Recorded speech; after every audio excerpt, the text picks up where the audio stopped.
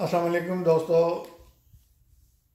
बिस्मिल्लाहिर्रहमानिर्रहीम। मेरा नाम डॉक्टर अबू अब्दुल्ला है और मैं इंटरनेशनल इस्लामिक यूनिवर्सिटी से तालीम याफ्ता हूँ। जैसे मैं हमेशा कहता हूँ हर लेक्चर में कि मेरा किसी मजहबी फ़िरके से इस्लाम से कोई तल्लुक़ नहीं।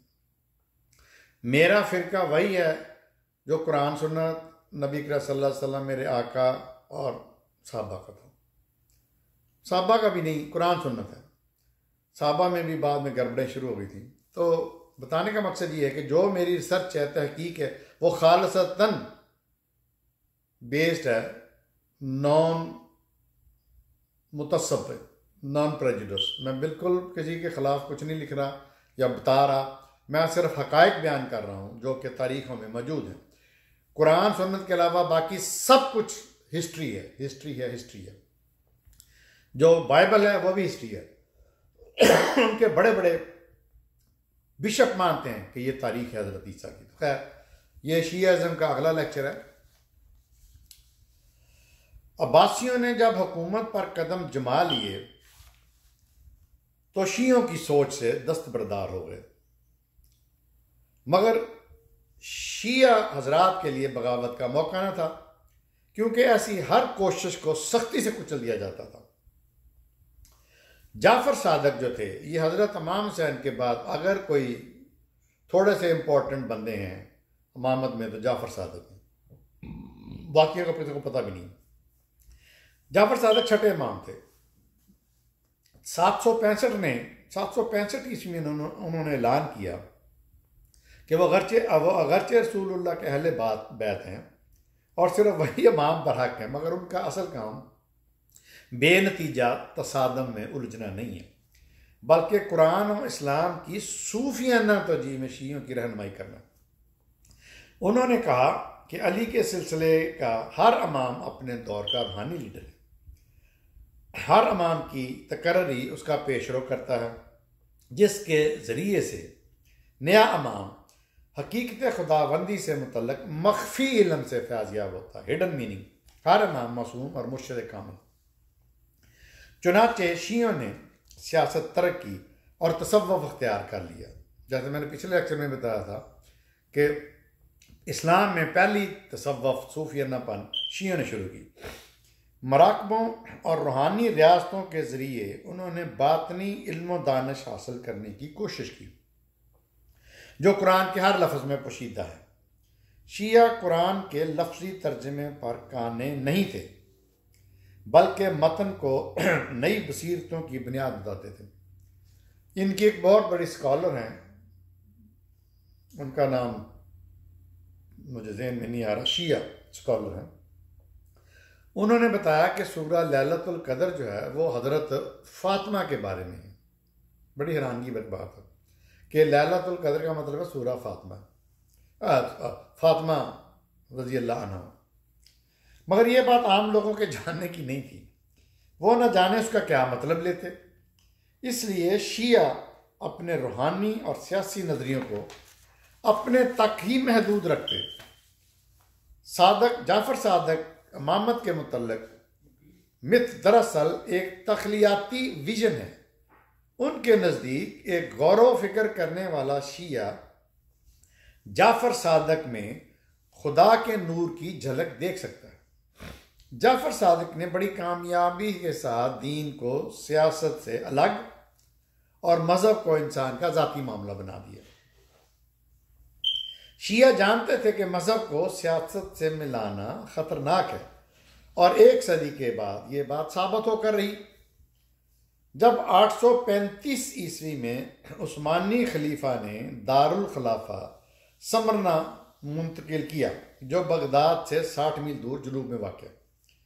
उस वक़्त से अब्बासी हुकूमत ज़वाल पजीर होने लगी और खलीफा मुस्लिम दुनिया का बराए नाम हाकिम रह गया। खुलफा ने तय किया कि इन बदतरीन हालत में उनके लिए मुमकिन नहीं कि वो किसी शिया इमाम को आज़ाद रहने दें। 848 में खलीफा अल मुतवक्किल ने 10वें इमाम अली हादी को मदीना से समरना बुलाया और घर में कैद कर दिया। वो और उनके बेटे यानी 11वें इमाम हसन अल अस्करी की वकील या नुमाइंदा के ज़रिए बगदाद के तजारती मरकज़ अल-कर्ख में रहने वाले शियों से रब्ता ना कर सके, जो खलीफा की तवज्जो हटाने के लिए वहाँ तजारत करते थे। 874 में 11वें इमाम का इंतकाल हो गया, यानी हसन अल अस्करी। गालबन खलीफा के इशारे पर उन्हें जहर दिया गया और सख्त तन्हाई में रखा गया। शियों को यह भी नहीं मालूम था कि वह उनका कोई फर्जंद था भी कि नहीं। अगर नहीं तो कौन जानशीन होगा उनका। कहीं शिया इमामत या तसव्वुफ से महरूम तो नहीं हो जाएंगे। हकीकत यह है कि हसन अस्करी का एक बेटा था, उसका नाम अबुल कासम मोहम्मद था, जो 12वां इमाम था, लेकिन अपनी जान बचाने के लिए वह रूपोश हो गया क्योंकि उसके बाप को जहर दे दिया गया। अब मख्फी इमाम ने, जो छुपा इमाम है, छुप गया, अपने वकील उस्मान अल अमरी के ज़रिए शिया लोगों से रब्ता किया। अब उसकी तरफ से जो उस्मान अल अमरी वकील था 12वें इमाम, मख्फी इमाम का, वही रूहानी मशवरे देता, वही ज़कात जमा करता और कुरान की अल्हामी कलाम की तफसीर और तौजीह बयान करता, वही कानूनी फैसले भी करता। मगर शिया इमाम की मगर जो शिया हज़रात थे वो इमाम की गैर मौजूदगी की वजह से बेचैन होने लगे। फिर फी ज़माना वकील इमाम अली बिन मोहम्मद समरी ने शियों को इमाम का पैगाम दिया कि इमाम का इंतकाल नहीं हुआ, बल्कि मौजज़ाना तौर पर खुदा ने उन्हें छुपा लिया है और क़यामत से पहले उनका ज़हूर होगा। अब ये अजीब मिथ है जो साइंटिफिकली भी समझने वाली नहीं है, दीनी तौर पे भी समझने वाली नहीं है, इल्मी तौर पे भी समझने वाली नहीं है, लेकिन शियों की ये एक मजबूत मिथ है और इसको सुन्नी भी मानते हैं। डॉक्टर जो मेरे नज़दीक बहुत अच्छे मुबल्लिग थे, डॉक्टर इसरार अहमद, वो भी, और डॉक्टर जो इंडिया के बड़े मशहूर हैं माशाल्लाह जाकिर नाइक, वो भी इसमें बैठ गए, वो भी मानने लग पड़े इमाम इसको कि इमाम का इंतकाल नहीं हुआ, बल्कि वो मौजज़ाना तौर पर खुदा ने उन्हें छुपा लिया और क़यामत से पहले उनका ज़हूर होगा ताकि दुनिया पर इंसाफ और इस्लाम की हुक्मरानी हो। वो बदस्तूर शियों का मासूम इमाम और उम्मा के जायज़ हुक्मरान हैं, मगर वकील के ज़रिए वो अब शियों से रब्ता नहीं रखेंगे क्योंकि शियों में सियासत आ गई। लोग शियों से वो उनके वकीलों में सियासत आ गई और वकीलों से शिया हज़रात मुतमिन नहीं थे। जो इमाम का दर्जा था वो इनको नहीं दिया गया, ना उनसे कोई बराह रास्त ताल्लुक़ होगा और ना ही उनकी फौरी वापसी की उम्मीद रखी जाए। ये ऐलान किया एक उनके वकील इमाम अली बिन मोहम्मद समरी। मख्फी इमाम की ये मिथ सिर्फ सूफियाना मदद से समझ आ सकती है, अकल से इसका कोई तल्लुक़ नहीं है, क्योंकि अगर हक़ाइक़ पर जाएं तो मंदरजा झैल सवाल उठते हैं।